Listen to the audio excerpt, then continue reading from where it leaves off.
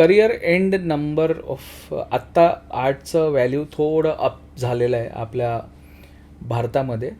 तर थोडं लोक आता थोडे अवेअर आहेत की कलेमध्ये काय होऊ शकतं काय नाही होऊ शकत.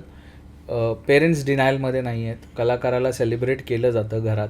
कोणी असेल मुलगा छान करत असेल थोडं बरं वाटतं आम्हाला पण बघून की अरे बा हा चल याला मी माझ्या वेळेला कोणी प्रश्न विचारले असतील तर आता याला मिळतं आहे तर थोडंसं बरं पण वाटतं. थोडंसं जळपण होतो की बाबा आमच्या वेळेला का नव्हत्या या गोष्टी.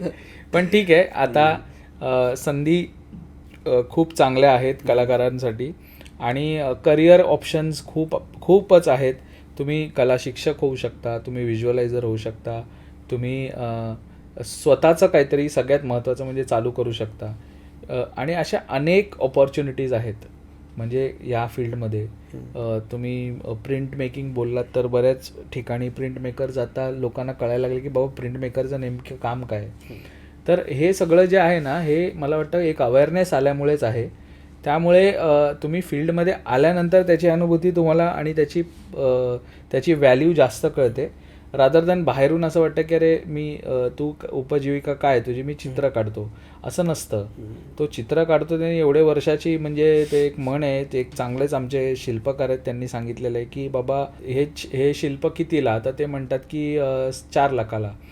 तर म्हणतात की एवढं काय त्याच्यामध्ये ते म्हणतात त्यात एक वैशिष्ट्य प्रकारची आम्ही माती मिक्स करतो. तर ते म्हणाले की कोणती माती मिक्स करता अशी. तर ते म्हणाले की जे संपूर्ण आयुष्याची माती केली आहे ना आम्ही ती त्याच्यात थोडीशी टाकावी लागते तेव्हा ती कला होते. तर ते त्याच्याशीच बेस्ड आहे की your paying for your vision and experience. तर असं समजू नका की कलाकार कमवत नाही. कलाकार चांगले कमवतात. फक्त तुम्हाला त्याच्यात सातत्य आणि इतर गोष्टी महत्त्वाच्या आहेत.